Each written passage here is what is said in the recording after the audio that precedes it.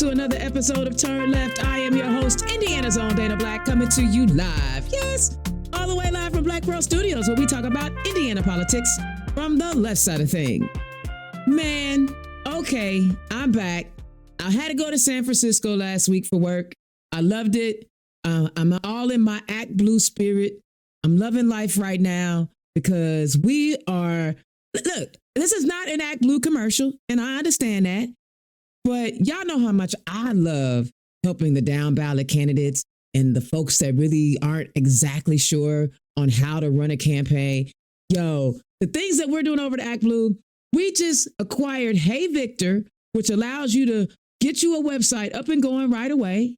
We acquired Impactive that allows you to do phone banking and text messaging and getting your volunteers to do all the things you need and a place to store your data. And I mean, look, these are all the things that candidates need to run a successful campaign. And you got like direct access to Homegirl, Indiana's own Dana Black. I know about all of these things. So if you want some help, you should holler at your girl, because I know what's happening. We are doing a one-stop shop campaign in a box, baby. Oh, I love it. I love it. But I'm back. And this week, so the first month of the year, while the filings were going on, I interviewed with some other social media folk and some content creators so you can get your juices ready for the year. Now, Friday is your deadline. So tomorrow at noon is your deadline to run for office. So if you ain't made up your mind right now, make up your mind and hurry up, go down to your clerk's office and run for office. But there's some good news out there, right? 88 of the 100 House seats have somebody running in them here in Indiana. Oh my God, that is dope. But even better, all 25 Senate seats that are up have a Democrat running in them. Ooh, it just makes my joys inside just tingle. Just knowing that we will be competitive in every race in Indiana. Congratulations to all the organizations and county party leaders who were out recruiting candidates and encouraging people to run. It takes a lot, but you did it. And I'm proud of all of you. I'm excited for all of you. Oh my goodness. I'm just so happy to hear that the work that you guys have invested in your communities is starting to pay off by having candidates on the ballot. Now that you got them on the ballot, tell them holler at your girl. Help them run for office with the amazing tools that we have over at ACT. All right. I got to rant because I haven't been ranting in a while because I've had such great content creators on the show. I wanted to make sure that we ran it together. You know what I mean? I wanted to make sure that we were ranting as homies together. So first up, the Indiana Capitol Chronicle reports, and this is actually some good news coming out of the State House. Legislation promoting charity care and payment plans for Hoosier health care patients, plus protecting their paychecks and homes from debt collectors, advanced in Indiana's Senate on Thursday in a 33-15 vote that splintered the chamber's Republican caucus. It next heads to the House for consideration. It would require hospitals to offer payment plans to patients earning less than 400% of the federal poverty level, which is about $64,000 for a single person household, or whose bill amount is more than 10% of their monthly income. Payment plans would have to extend for at least 24 months, and any one monthly payment couldn't exceed 10% of the patient's gross monthly household income. Interest rates would be capped to 3% annually. If insurance coverage is denied, payments would pause until patients appeal the decision for up to 120 days or until the process is exhausted. Facilities would have to develop written notices about any charity care program they operate with instructions on how to apply.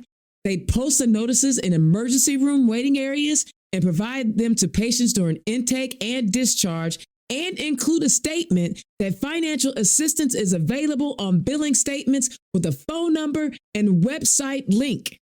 Hospitals grossing at least $20 million annually would face additional steps, they'd have 14 days to respond to patients who've asked if they are eligible for charity care programming or payment plans. If patients qualify, the written notice must offer to register them and provide enrollment instruction.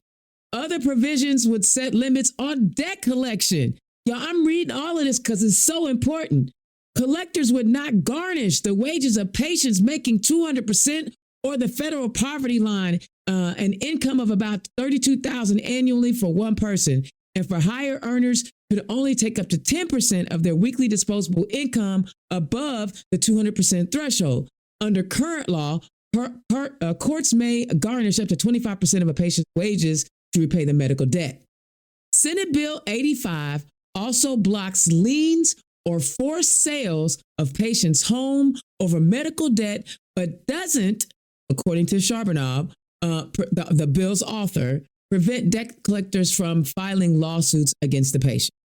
The state's attorney general would be able to enforce the garnishment in home provisions and would have to establish a complaint process for Hoosier patients to file against medical creditors and debt collectors. So y'all, every now and then, Republicans get that mess right. Can you believe it? They actually pass legislation that's actually going to help Hoosiers? Oh my God, oh my God. Even a broke clock is right twice a day. I'm telling y'all, how many times have we talked about affordability? How many times have we talked about going in? Medical debt should not make you homeless. You shouldn't lose your home because you get sick. There were still some 15 behind holes that decided that, humans didn't deserve some dignity after they had been sick. But congratulations on the Senate, because all 10 Democrats, the mighty 10, right, voted for this bill. This bill offers relief from people so that they don't have to worry about losing their homes, because we see that they want to criminalize homeless now, right? They want to fine you $500 if you're homeless. So at least this bill, right, Senate Bill 85, which is going over to the House, in the House now, would not allow you to lose your home. This is a good thing, y'all. This is a really, really good thing. All right. Since we've already kind of reached the halfway point, I want to run through a few bills that did not make it, because I think it's kind of important for you to understand what's not coming over, because there may be a bill that you wanted to come over that's not coming over. No, I'm not going to read them all. But what you should know is just 112 of the Senate's 253 non-vehicle bills remain eligible to move forward, meaning 141 had stalled. Similarly, in the House, 112 of the 427 non-vehicle bills were still in play, leaving 314 measures on the chopping block. Among the most closely watched proposals to fall short was House Bill 1119, which would have added the firing squad as an execution measure. Can I just say, yay? Can we talk about why we don't need a firing squad? First of all, I am vehemently opposed to the death penalty. And I'm going to tell you why. I am opposed to the death penalty because our legal system has gotten guilty convictions wrong, dead wrong, wrongity, wrong.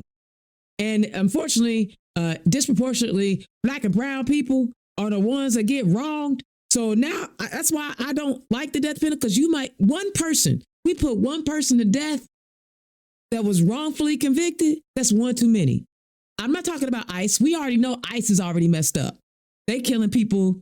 I guess that's okay. But listen, I like that bill died, because we did not need a death squad. The companion measure filed by Mike Young also failed to advance. All right. 10 Commandments in School, another proposal that failed to advance. House Bill 1086, as originally introduced, would have required Hoosier public schools to display the 10 Commandments in every classroom and library. Can we talk about separation of church and state? Can we talk about how messed up it would be to have Jewish children or Hindu children or Muslim children, not have their laws listed in the school? Why are we trying to make everybody adhere to one religion? Hello. So I'm glad that bill is dead. I wish they would stop trying to force religion on people. House Bill 1078, which would have allowed the Hoosier Lottery to sell tickets online, which they could have passed this, did not advance before deadline. They didn't have the votes, but instead lawmakers moved in the opposite direction by approving House Bill 1052, which bans so-called sweepstake games, online offerings that mimic illegal gambling, blah, blah, blah.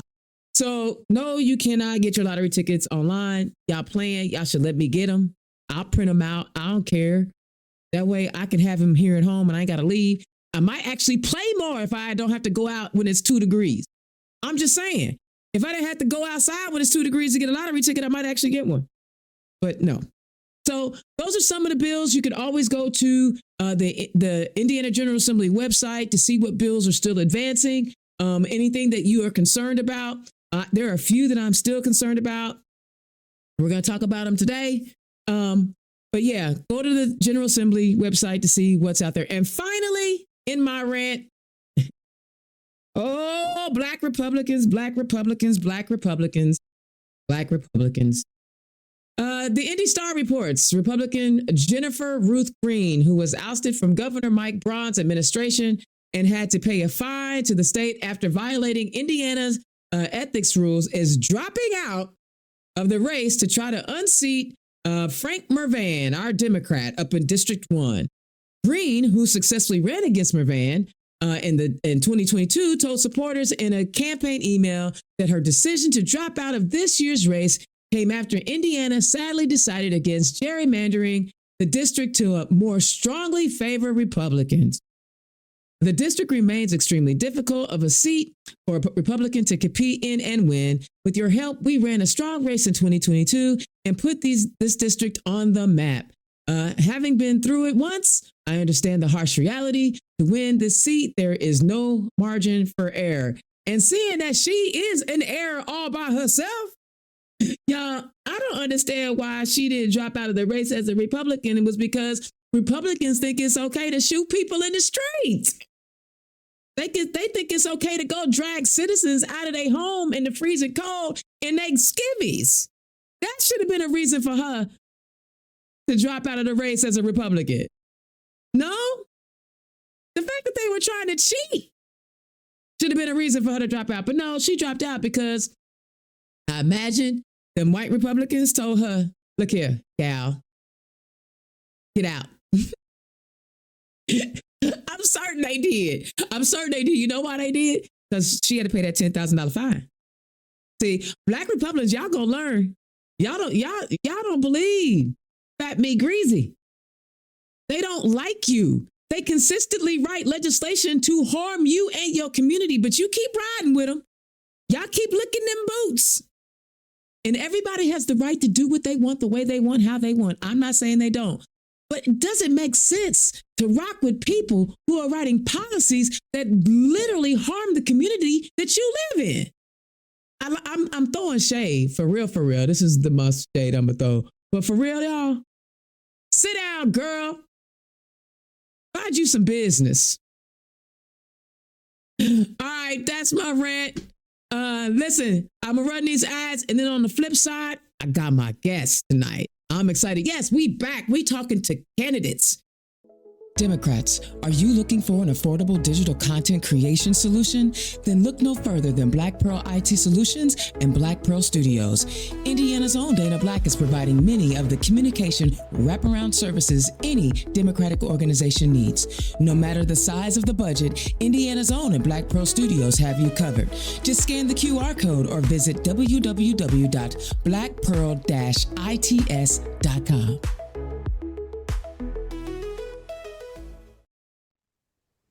All right. Yo, we back with candidates now. No more my homies, me kicking with my homies. Now it's time because the filing deadline is tomorrow.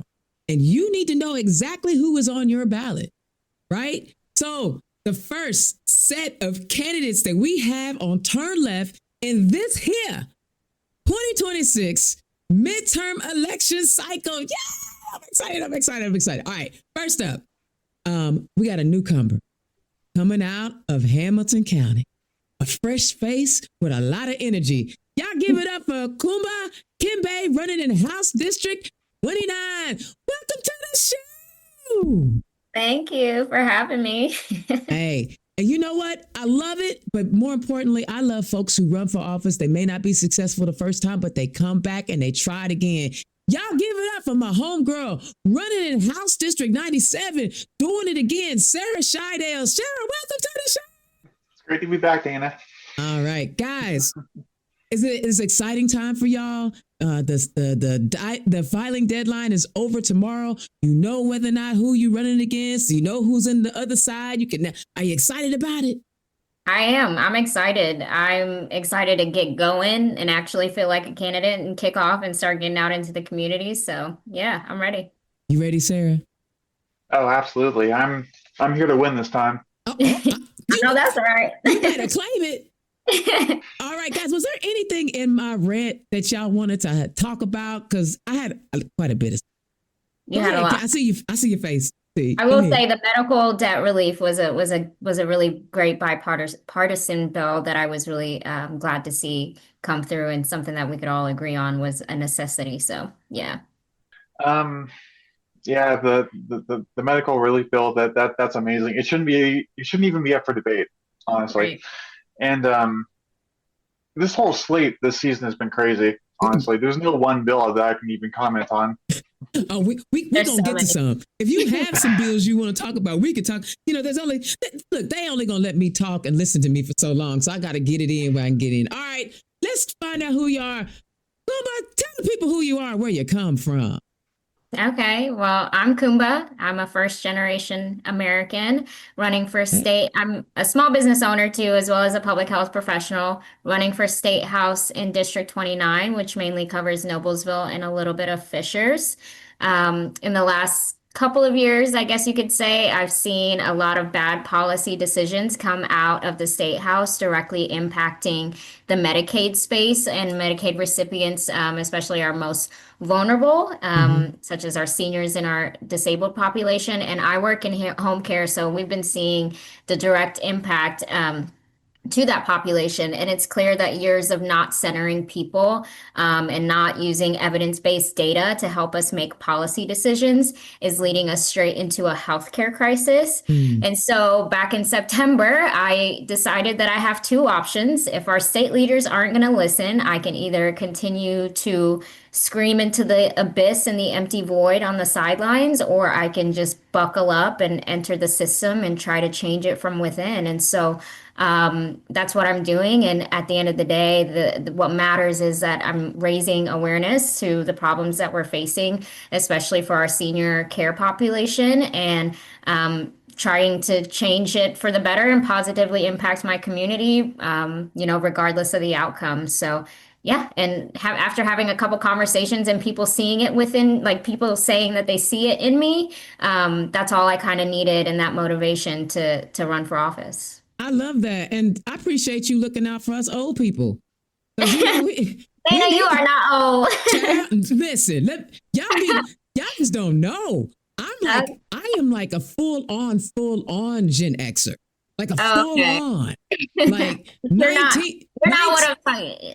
I got my AARP card. Oh, like, okay. I be taking advantage of them senior discounts. Like I just make old look good. It ain't my fault. That's right. Yeah, you do look great. I didn't know you had an AARP card. Come on. I got it. So listen, did you have any desires as a young person, as you're going to school, you're getting yourself educated, to be a public servant, to go into government, to go into politics? No. Not one bit. When I was younger, I thought it was cool, like the idea of working in government. But as I got older, and I understood the realities of what that meant, I didn't feel like I belonged in that space.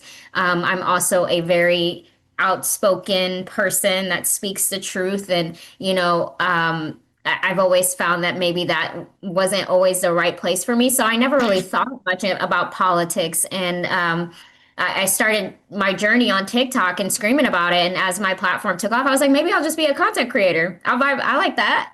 But then I realized I really do love policy. That's part of my background. I went to grad school for health policy and management. And I'm like, you know what? I can't waste that knowledge. If I can do something to help people, and as much as I say sometimes, our system can be frustrating, it's still worth the effort to try and enter the system and to change it from within. We just can't give up and say, the system is what it is. And so that's why I said, you know what, maybe I didn't see it for myself before, but different times now. And I think the moment calls for people who aren't the normal politician. I love it. I love it. All right, Sarah, tell the people who you are and where you come from. Well, I'm Sarah Shydale. I was born I was raised in Bargersville, Indiana, way down south of Greenwood, and I live downtown now. I've been a public servant for about 4 years now, and I last election I decided to finally take the jump into politics because I want to help people, and the main thing I want to do this time around is that I want to be the one in the house for the working class. I want to get wages up, and I want to get housing costs down. I want to get people in unions and give them the representation that they deserve. I want to make sure that we are a more healthy and a more environmentally conscious state. And I want to help provide better transparency in government and better rights for those that do not have a voice. I want to be there for everyone that thinks that they don't have a seat at the table. I want to be there for everyone from the incarcerated to the mentally ill to the homeless. And especially for trans people, any minority, I want to be there and be that voice in the chamber for them because I know what it's like to not have a voice, and how incredibly lacking we are in diversity when it comes to the House. And I think that I can be that conduit for the people, not for special interests and not for rich people or businesses. I want to be there for the people. I love that. That is so interesting. So, you last year was the last cycle. I keep saying last year because I'm being honest, I took last year off, right? No elections. I chilled. I did my Act Blue thing. But Sarah, was there a tipping point for you in 22 that got you in the race? Was there a catalyst that said, I'm gonna do this? And that catalyst has pushed you forward again for another run?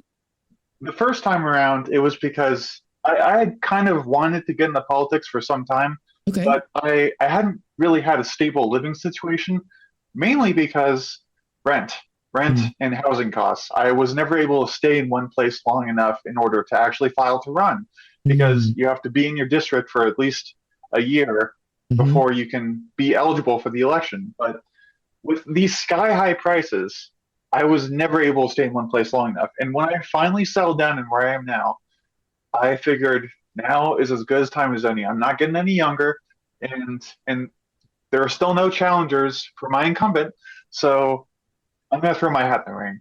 And this time around, I'm passionate to a even higher degree. Right now, especially, I'm working on a plan to knock on every single door in the district. I have a map that I'm working on, planning out my routes, and I'm getting with my mother to help print out door hanging supplies and hand cards and business cards, because she's very crafty like that. And I want to show for real this time that I care about what every single person in the district thinks. I want to hear from every single person if I can, because at the end of the day, that's what matters most. Oh man. Can I just say that I'm feeling your energy like right now? Like it's coming through. Like the first time we talked, I could tell the shyness like the first time. And like, so basically I'm saying I see your growth. Right. And, one of the things that I believe in, and Congressman Carson always says this, competition makes us stronger. Iron sharpens iron. And I love that you are saying, you know what? The Constitution says I can run. I'm a run. And it's not that we have anything against anybody else that's out there, but you feel like you bring something different. In fact, both of you do. And Sarah, you said something else. Our state house is lacking diversity. We don't have good immigrant representation in our state, in our chambers. Not great, right?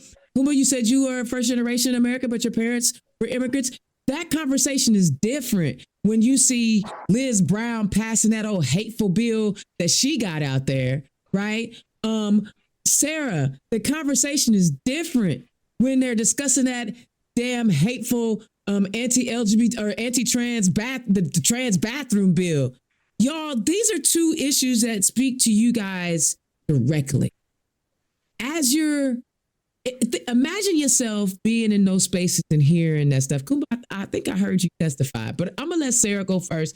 If you were in that chamber right now, Sarah, what would you be saying to your colleague who are writing these anti-trans bills?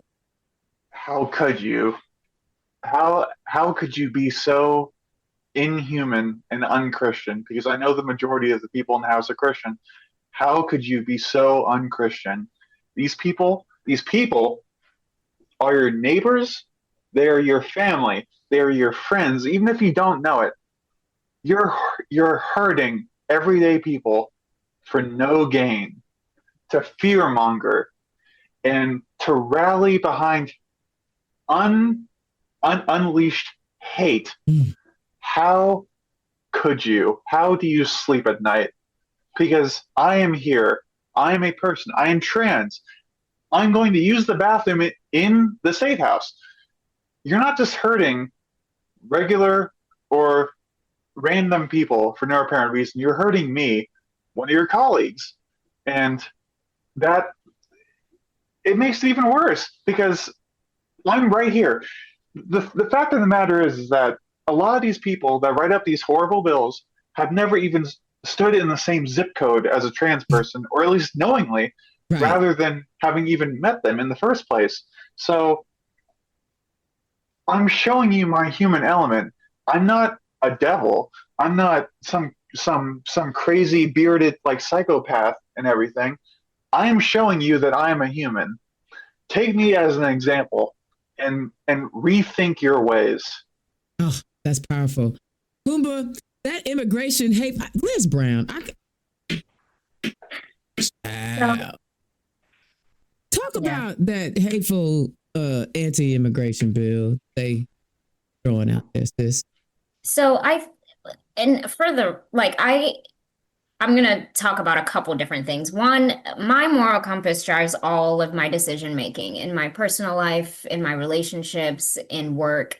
And with power, like being in positions like being in an office, comes responsibility. And when a bill or a policy you introduce gives someone the confidence to stand in front of an audience on record and say, I like this bill because I don't like mixing of populations. I like this bill because I believe we should deport all undocumented immigrants regardless of criminal history. When someone has the confidence to say that because of your bill, it should give us all pause. And to experience that, watching people of color in that room, on that committee, hear silence from their fellow representatives just made me really, really sad, because 60 years post-civil rights movement, and this is what we're talking about. And so what Senate Bill 76 does that concerns me is it takes away local power and authority to decide how they want to enforce, ICE and immigration warrants and all of that within their own communities. I mean, a lot of law enforcement officers have done an incredible job of creating relationships with their communities and building trust. And I feel like this does put that at risk. It also just breeds fear because of the rhetoric. It breeds fear in our immigrant communities. And, it has a direct impact and a direct correlation. The science is there. Like, people don't call for help. People don't report crimes because now they're afraid of the police. That's not what we want in communities that are trying to work hard to restore trust between law enforcement and their communities.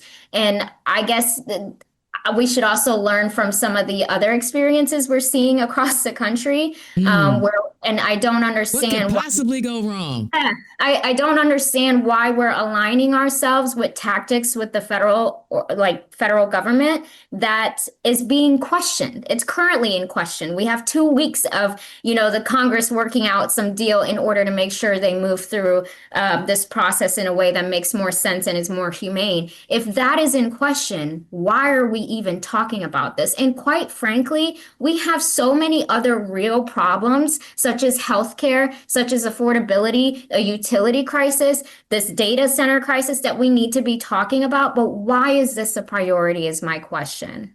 Well, but you know what, sis? They did talk about the data center. They said that data centers can purchase land and build their data centers without requiring public input. So they did talk about it. Yeah, which is not what the public, and that's another thing, because the public did an incredible job this year of fighting.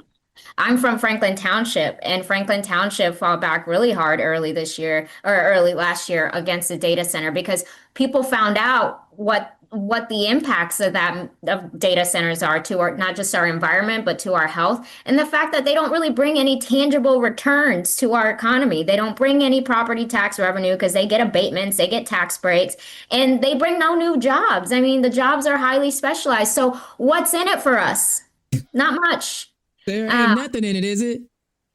So it's just, there are other things that we should be focused on. And I just think we need to bring back morality and humanity and just decorum in how we talk about immigration. Yes, we need reform, but dehumanizing immigrants is not the way to go about it. And dehumanizing our trans community. I try to be an adult on the show, because I could be saying, but who's going to be the hoo-ha police? And that's not normally what I say. I normally say something else.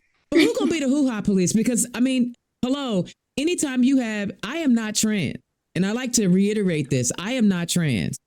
However, on any given day before I start talking, they don't know if I'm a dude or a female. And my name is Dana.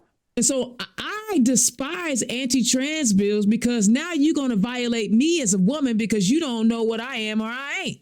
And so those of us out here that are saying, first of all, Sarah, you better stop me, but I'm going to say this and I'm going to be done with it. If you are saying you're passing these anti-trans bills because you want to protect girls and women, then it ain't a trans problem you got. It's a straight man problem you got, because trans people are not attacking women. It's literally the little Fisher's girl. The little Fisher's girl that got snatched up by that boy, took her to Ohio, and he looked like the straightest white boy I ever seen in my life. So I feel some kind of way. And then, okay, this is not about me. It's about y'all. Sarah, let me get off my box. I love it when y'all get me fired up. All right, so there's a possibility that these bills will pass, and they are going to have a negative impact on our communities. Sarah, what's one way, if this bill passes, the anti-trans, the trans anti-bathroom bill, whatever y'all want to call it, how do you feel like you can maneuver within your community to try to help restore some faith that we can get this right? This is a wrong right now, but we can get it right. The rough part of it is it's going to be a very uphill battle, because everyone all the politicians in our state government right now are very set in their ways. And what we need to do is change hearts and minds. We need to stand up for ourselves. We need to make sure we're seen, because that's something I've run into quite a bit lately is bigots and these conservative people. They want me to fade into the darkness. They want me to sit down and shut up.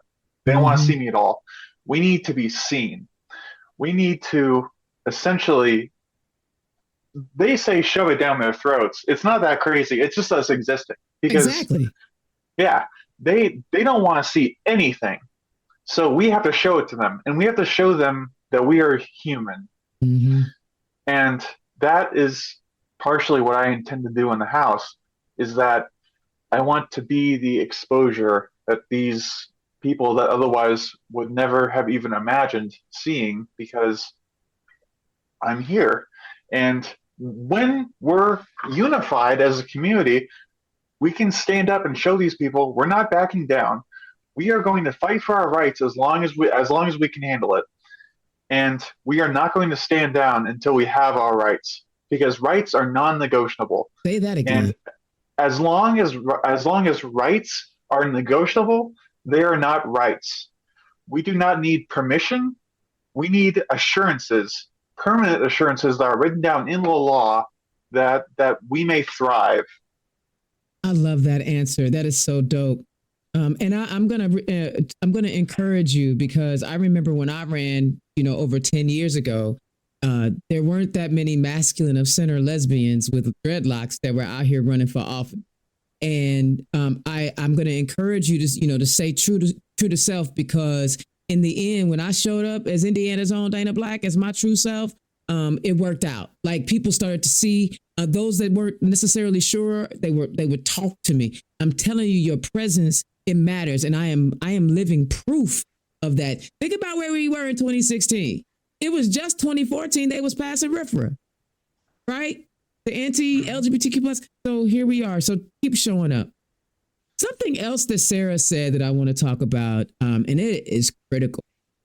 She said that it was hard for her to get engaged in politics because she had to move around, and that she couldn't stay settled in one place long enough to establish residency. That is a consequence, as we know, of this affordability crisis. You two are young people. Coumba, I know you're hearing it from your peers. What are they saying to you about this affordability crisis, and how do you feel like we should be addressing it as legislators? I mean, not only am I hearing it from my peers, but just myself. I'm a small business owner. I own a house. I pay for a car note. I just started my business, so I'm trying to grow it, and I'm campaigning. And then same thing with a lot of my other friends. It's like we could do so much more with our money a few years ago compared to now. It just feels like a little like drowning kind of. And sometimes for those of us that don't have kids, I'm like, I don't know how people who have children are doing it right now. I don't either. And so, what was that? I don't either. Yeah, Me neither. and so I commend them. Like, I don't know how they're making it work, and I know it's incredibly difficult. So wherever we can get them relief is crucial. And one of the things that I found interesting was, I can't remember the number, but my representative authored a utility bill that does help a little bit with billing and managing payment. However, the Democrats added an amendment to remove the utility tax, which would have helped us like see that affordability immediately. But they voted along party lines and it didn't pass. And so, when Governor Braun spoke so confidently earlier this year about how affordability is going to be the focus, then why aren't we going all the way through with it is my question. And utilities is a main focus. Housing is also one. But there's so much money, too, that we're like just bottling up and saving and celebrating it. And it's like there's a healthcare crisis, which we could probably provide some relief by helping people get off the wait list for Medicaid, or the childcare crisis, helping people get childcare so that they can go to work and pay their bills. Maybe affordability isn't just, slashing bills, but it's also giving people the resources and the access that they need in order to get a job. And so those are the things that we really need to focus on in order to see that downstream impact and making life a little bit easier for those that are struggling financially. Wow, that was comprehensive. Sarah, would you like to address the affordability issue? Especially since it really impacted your ability to be civically engaged the way you wanted to be civically engaged. Oh yeah, absolutely. Well, we need to get the price of essentials down any way we can, because as it is right now, like Coumba talked about, like trying to save money, right? And it's like, for me at least, I can't save money. I can't, no matter what I do, because groceries are sky high. I have a 1-bedroom apartment, and my electricity bill is constantly over $200, despite barely using any electricity. rent is absurd everywhere you look, and all utilities completely unaffordable, absolutely. And it's getting to the point where even just trying to maintain a car through all of this is almost impossible with insurance. How it's always going up, and the price of gas always going up. What we need to do is take a good hard look at the budget of our state, because we are always apparently running a surplus, and we need to make the government work for the people. Because for one thing, let's talk about electricity for a second. One thing, the state government had complete control over the price hike. I spoke out at one of the hearings against the price hike because AES, that's my provider, is a state-sanctioned monopoly. The state has to give their ascension to allow for the price hike. So they let that go through. And now the prices are higher than ever. And if the government would just intervene in the I'm lost for words. It's all right. If the government would only intervene in the best interests of the people for once, because it seems like everything nowadays, everything Republicans push there are anti-human. It just makes it harder and harder to live. And it is, if we can rally politicians behind helping the people instead of hurting them, we can make so many of these problems go away. Yeah. Lower the price of AES, subsidize food, and something I'm really trying to speak out for is rezoning, so we can get smaller and more cost-efficient business, like grocery stores, that aren't a giant supermart that you can only have one of in any given area. And it's things like that. To your point about, people before profit, like we have to ask the question, why are utility rates going up? Like, why are we passing down costs to consumers? Is it to pad profit margins for private equity companies? We can't get an answer. And we keep saying increase in usage, but where? I haven't increased my usage. I'm using the same amount that I haven't grown a family. So we have to ask these tough questions. And also, why can companies get a tax break, but when it comes to the people, we can't get a utility tax break? And so we're not asking for much. We just need to understand why the priority is private equity and corporate versus people. Yeah, well, Exactly. And see, this all leads to the data center conversation, right? Yeah. We do know that the data center that was planned for Pike Township, they pulled out. Yeah. But they're still trying to build the one in Martindale, Brightwood. So let me break it down like this real quick. We know the median income in Franklin Township and Pike Township is a little higher than in Center Township. Let's see the same heft, and I know that the same people that were fighting against the Franklin Township were at the Martindale rallies because I was there, right? But these they're giving them up to a 50-year tax abatement on these data centers that come in. Crazy. Right. Second, they're literally putting them in communities where they're going to be sitting on the same electrical grid that humans are using. And they want to tell us that the cost of our utilities are not going to go up. And they've given them the ability to abate the cost of that. So what I don't understand, and maybe y'all younger than me, y'all might know, why do multi-billion-dollar corporations need to subsidize their energy needs on the backs of working class people? They don't. Because the stockholders, every penny made for the stockholders at any cost is an improvement in the corporation's eyes. And here's the thing with this whole data center conversation. One, I like technology. I will be the first to admit that I actually don't hate the idea of AI. I think we have to be very mindful about how we go about using it and what type of information we feed it. But I think AI can do incredible things in healthcare.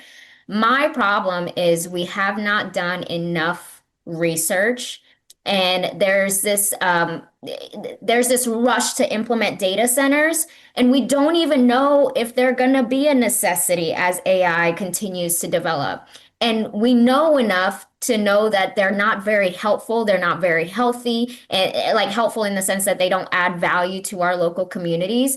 And so we have to challenge our lawmakers to say, why are you rushing it? Say the quiet part out loud, because this brings us no value locally. So what value is it bringing to the state or to the people who are pushing it? And so I am all for embracing technology, but we need to have serious conversation and policy discussions about environmental like safeguards, healthcare safeguards, jobs, property taxes. A 50-year tax abatement shouldn't even be something we are talking about. It shouldn't be a thing.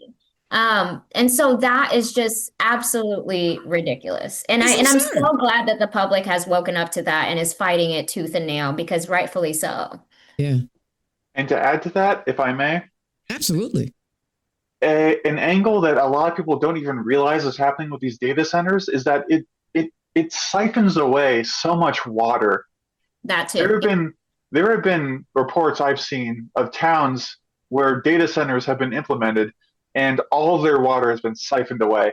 They can barely get a trickle out of the faucet, which is absolutely insane. The fact that these data centers, and by the way, they need so much water because they literally waste them.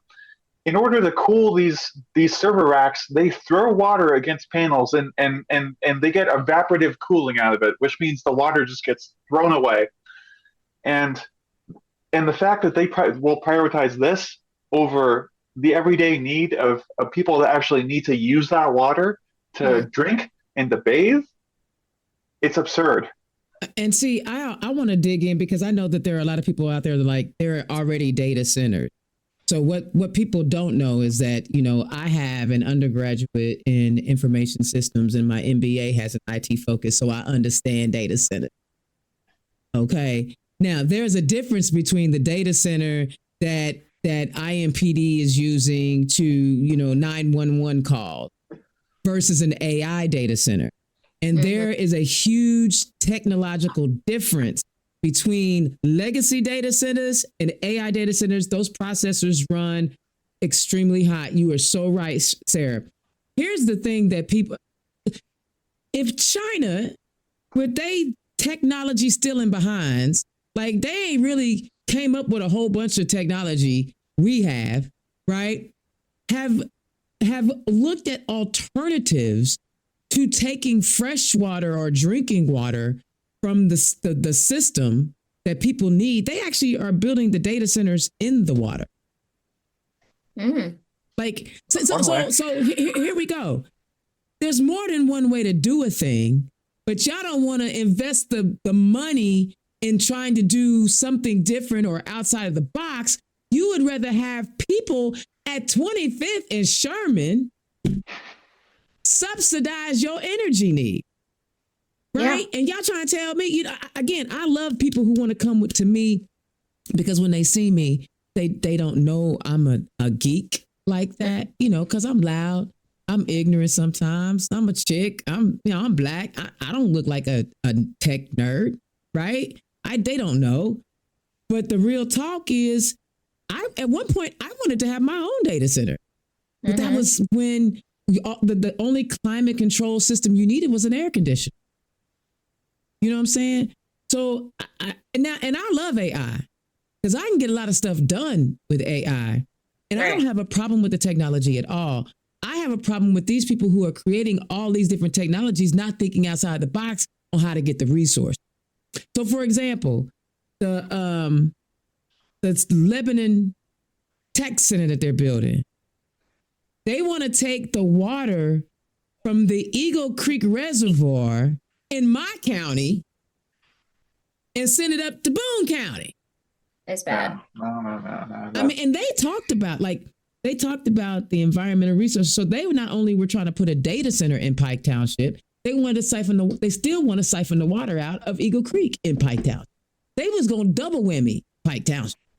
You see what I'm saying? All right, that's okay, because I can do this all day. I could talk about it all day. Yeah. But I gotta let the people at least know what your platform is, right? Because you know what? I do want people to understand there's nothing wrong with technology advance. Mm-hmm. It is how these robber barons, I know y'all remember that word from your history books, how these robber barons are willing to sacrifice our health, our livelihoods, and our ability to sustain ourselves for the technology when they don't have to. It's a conscious choice to say, F them people on 25th and Sherman. It really is. All right, so every campaign has it. And this has been a great discussion. I love that you both are real well versed on those issues. Coumba, you're the newbie. I am. Tell us, usually every candidate has like 3 areas that they want to focus in on and they're talking about when they're out on their stump speech and they're giving their whatever.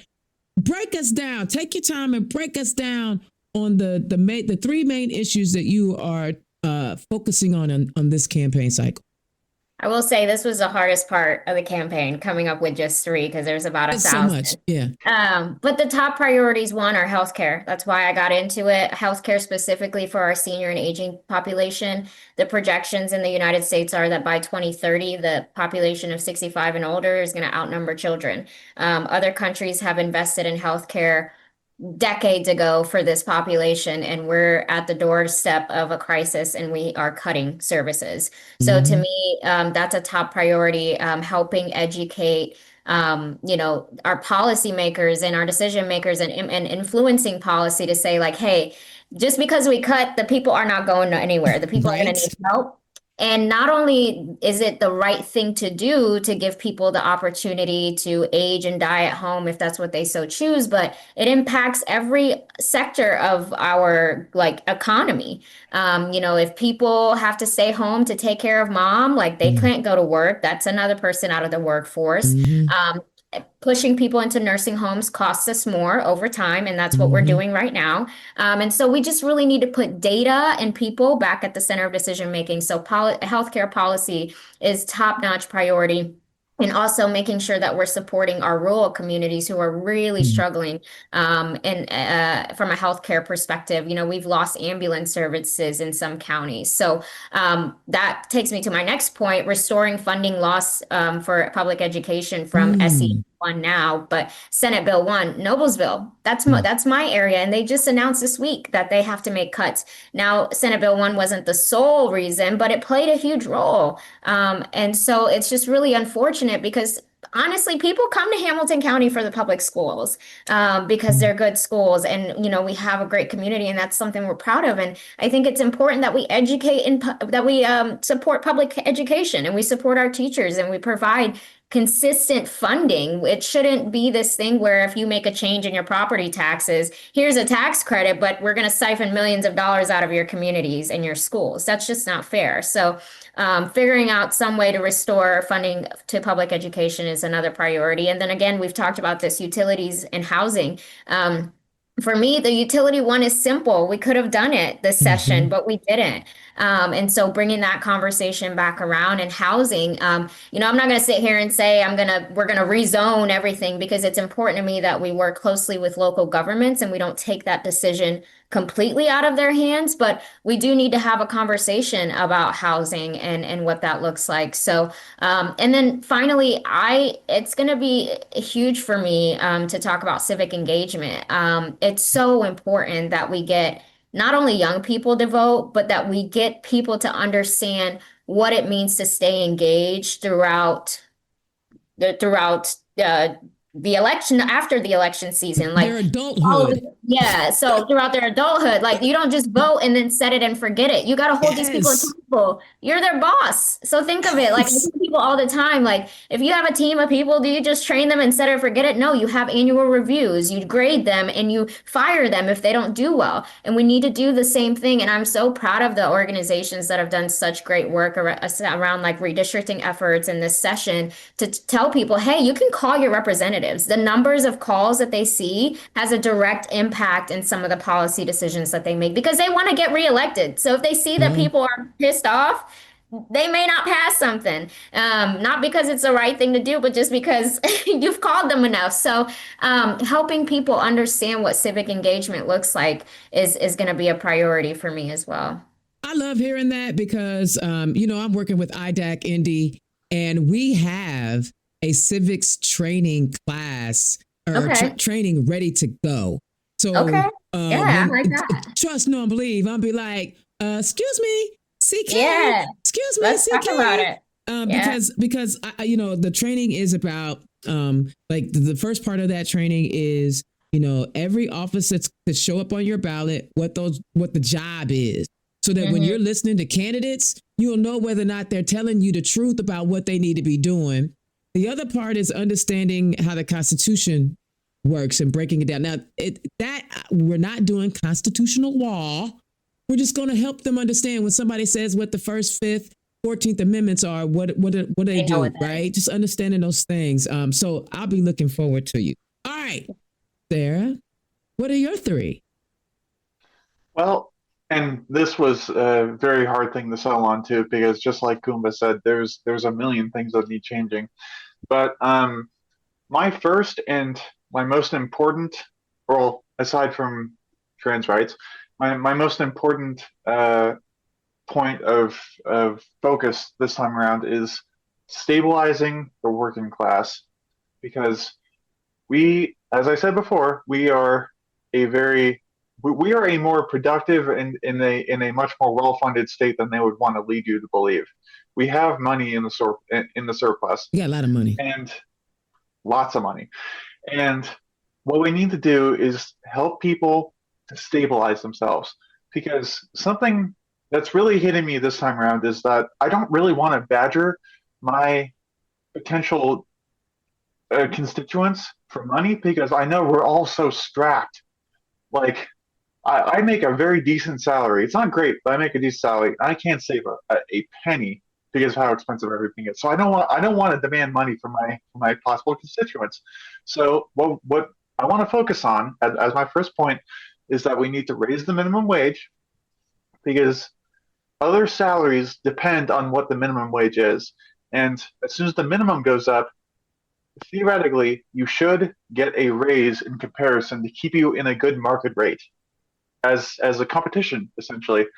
And that just getting more dollars in people's bank accounts so that they can afford groceries, so they can afford rent without affecting inflation, or at least without having a major effect on inflation, because that would just erase the gains. And as soon as we can help stabilize people with an income that can actually support them, we all benefit. And I think it may help decrease tensions quite a bit, because we're all so strapped and we're also stressed all the time, mainly because of money. If we can just get people some real money that's a guard against inflation, we can do some real good. And following that, what we need to do is rescue our aging infrastructure. Oh, Jesus. Ooh, I'm sorry. You triggered me right there. Like, oh my God, yes. I do not want to be on the bridge when it fall down. Yeah. One of the sticking points that I like to point out is that road. I forget what the designation is, but that road, when you're coming in from Ohio, it is like falling down a cliff face, and suddenly you're on the surface of the moon. Potholes everywhere. Telephone poles that either no, not telephone poles, light poles that don't work. Bridges that are structurally unsound. Power infrastructure that's always coming down at every major storm, or every minor storm even. And to add to that, we need to make broadband a utility. We need to provide that for everyone in the state at a low cost, because you cannot live without the internet anymore. That's a sad fact of life. You can't apply to jobs without the internet anymore. You can't just walk in and shake people's hands. You need the internet to check emails. You need the internet to submit job applications. and it has to be treated as public infrastructure, because the rates that some of these companies charge is absurd. I pay almost $100 just for the privilege of having internet that I literally can't work without. So that by itself would open doors to help people get jobs, and to provide for a more uh, uh, not stable, but a more uh, continuous frame of life when you can actually keep yourself in balance. And following that, I believe very strongly that, of course, we need to actually lock down rights for those people whose rights always seem to be in the balance. We need Mm-hmm. trans rights, immigrants, Mm-hmm. minorities of every single stripe, because we are only as strong as as our link that has the least chance of getting by. Because for one thing, like, it's like ICE in Minnesota. It's like they're coming for everyone. They're Mm-hmm. not just coming for immigrants. They're arresting people blindly. They're killing people unjustly, Mm-hmm. strictly because they were just in the wrong time in the wrong place. And that cannot stand. Part of that whole argument is that we need to reinstitute the rule of law, the idea that no one is above the law. Right. What is happening in Minnesota is incredibly illegal. It's immoral, and it's a sign of things to come if we keep going down this path. Because as long as that is allowed to rampage, none of us are safe. It's going to start with the people that are most vulnerable, and they're going to work their way up the chain. So what we need to do is make sure that our entire community is safe for the good of everyone. Yes, I agree. I agree wholeheartedly. You know, between the two of y'all got the whole state covered. Like, I really feel like between the two of y'all, we good. We get y'all, you know, if we send Democrats to the state house, like, y'all, more so that we can get rid of that super majority, we can get some things done, because both of you hit on very different things. And I really appreciate how well-rounded y'all are in many different spaces and different atmospheres of policy making, right? I love that. I am, Sarah. I gotta say something. I'm gonna need you to not be in your constituents' pockets. You don't know how much money they got. They may want to give you some money, but if you don't ask them for it, you are not helping your campaign. Right. So you let them tell you no. Don't you go. I know my constituents ain't got. You don't know what they got. They may be. They could be sitting on $5 right now, because I see Sarah Shydale, the openly trans woman, running for office, but she never came and asked me for no money. Mm-hmm. Oh, and I know if they want to. Let me tell you something. I know we want to have this idea, and I know there are people out there that get tired of me saying it.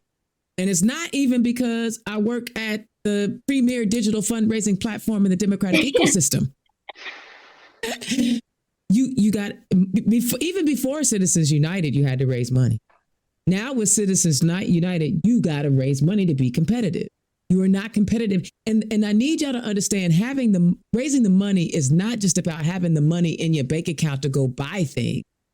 It shows how much support you're getting.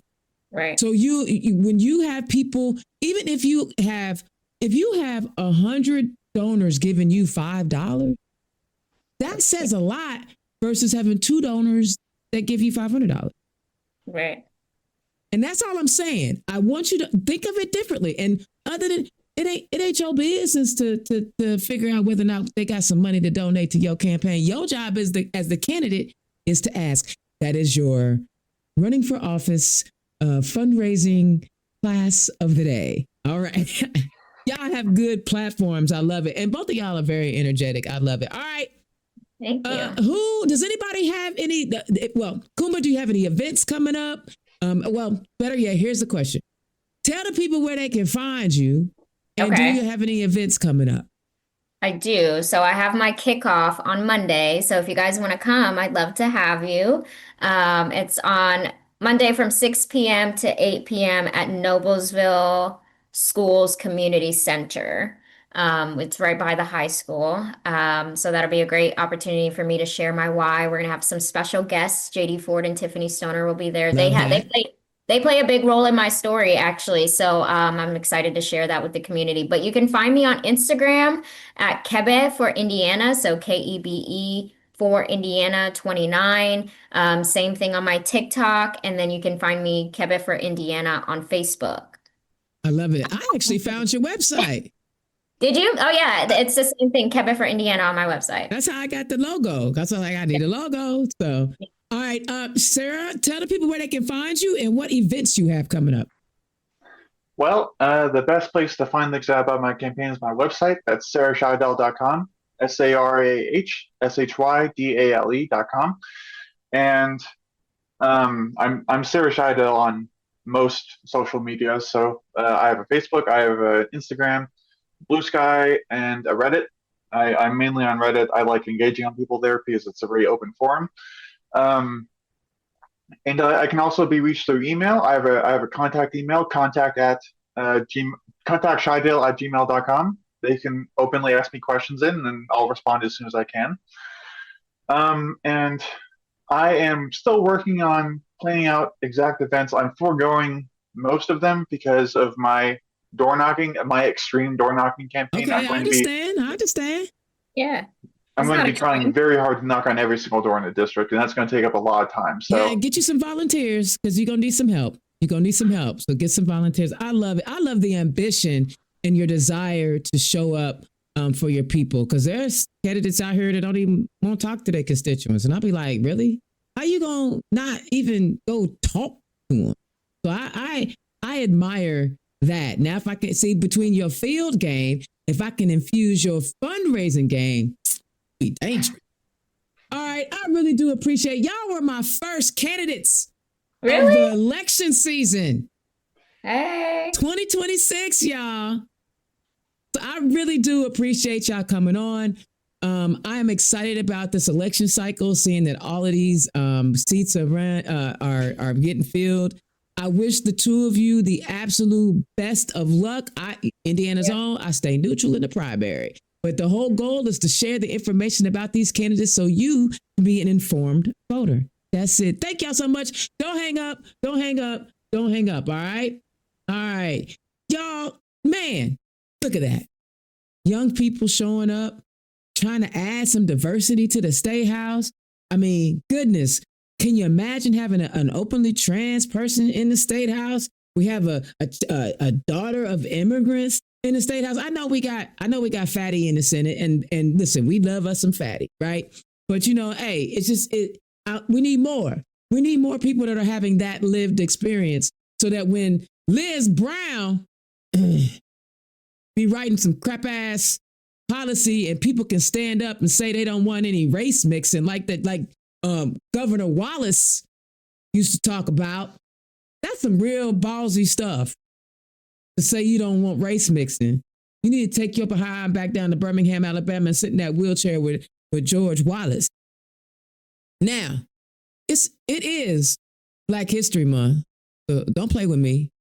I know that this show is run a little long, and I don't care, because that's the joy of having your own studio. You can do what you want the way you want to do it. But I'm not every episode in February that I'm gonna do, I'm gonna highlight someone from Black history, and I'm going to use the Black Past website, and I think you guys should go and check that Black Past out. I just dropped the link in the chat, and I think it's interesting that in the moment of ICE and ICE killing people, and me watching some of my neighbors lose their mind because, like, oh my God, it's not America. Oh my God, I can't believe it's happening. How could this happen? This is not America. Allow me to introduce you to Fred Hampton. Fred Hampton, deputy chairman of the Illinois chapter of the Black Panther Party, was born on August 30th, 1948, and raised in the Chicago suburb of Maywood, Illinois. In high school, he excelled in academics and athletics. After Hampton graduated high school, he enrolled in pre-law program at Trenton Junior College in River Grove, Illinois. Hampton also became involved in the civil rights movement, joining his local branch of the National Association of the Advancement of Colored People, the NAACP. His dynamic leadership and organizational skills in the branch enabled him to rise to the position of the Youth Council president. Hampton mobilized he mobilized a racially integrated group of 500 young people who successfully lobbied city officials to create better academic services and recreational facilities for the African American children. In 1968, Hampton joined the Black Panther Party headquartered in Oakland, California. Using his NAACP experience, he soon headed the Chicago chapter. During his brief BPP tenure, Hampton formed a Rainbow Coalition, which included students of a Democratic Society, the Blackstone Rangers, a street gang, and the National Young Lords, a Puerto Rican organization. Hampton was also successful in negotiating a gang truce on local television. In an effort to neutralize the Chicago Black Panther Party, the FBI and the Chicago Police Department placed the chapter under heavy surveillance and conducted several harassment campaigns. In 1969, several Black Panther Party members and police officers were either injured or killed in shootouts, and over 100 local members of the Black Panther Party were arrested. During the early morning police raid of the Black Panther Party headquartered at 2337 West Monroe Street on December 4th, 1969, 12 officers opened fire, killing the 21-year-old Hampton and Peoria, Illinois Panther leader Mark Clark. Police also seriously wounded 4 other Panther members. Many of the Chicago African American community were outraged over the raid and what they saw as the unnecessary deaths of Hampton and Clark. Over 4,000 people attended Hampton's funeral, where Reverend Ralph Abernathy and Jesse Jackson of the Southern Christian Leadership Conference eulogized the slain activists. Years later, law enforcement officials admitted wrongdoing in the killing of Hampton and Clark. And in 1990 and later in 2004, the Chicago City Council passed resolutions commemorating December 4th as Fred Hampton Day. Thank you, Dwayne Mack, for putting that together on Black Past. So if you want to know why Black folks ain't losing their mind over a beautiful woman, lesbian, getting shot in the face, or the Black man the white man showing some chivalry when he was protecting the woman and getting shot multiple times, or seeing text messages in Congress where folks is talking about texting 5 shots and 7 wounds. I put for 7 holes, and like bragging in text messages. This ain't new. This is America. America was founded on violence. So don't be surprised. Don't be shocked. And don't be like, oh my God, I can't. I need y'all to understand this is what it's always been, especially for Black people. What that article did mention was that his pregnant girlfriend was in the bed with him when they shot him up. The FBI and the Chicago Police Department shot Fred Hampton while he was in the bed sleep, and his pregnant girlfriend right next to him. They knew it's been happening, but y'all don't want to talk about that. Y'all want to erase history because you say it teaches us to hate white people. No, what it should teach you is that there were white people that were standing beside us making sure shit didn't go bad. But y'all want to talk about that. Y'all want to just focus in on the negative. Maybe that's because you got a dark heart. So it's Black History Month.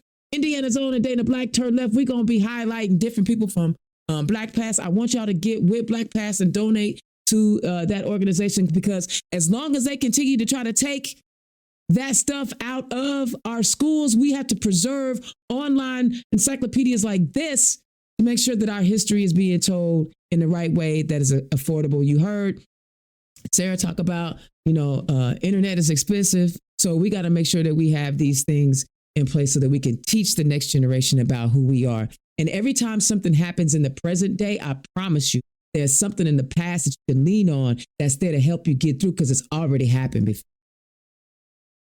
Oh, and Black History Month, my name is not only Dana Black, but I'm extra blackety black. I'm blackety black during Black History Month. All right. But I'm also a Democrat all day, every day. So I look forward to bringing more candidates to you. Thank you so much for tuning in. I love talking to the candidates. I love getting y'all hyped up for election season. And I got more candidates coming to you next week. So until next week, I'll holler at y'all next time. Peace. Turn Left is the property of Black Pearl IT Solutions, executive producer, Indiana's own Dana Black. Music by Dorian and 22 from Pixabay.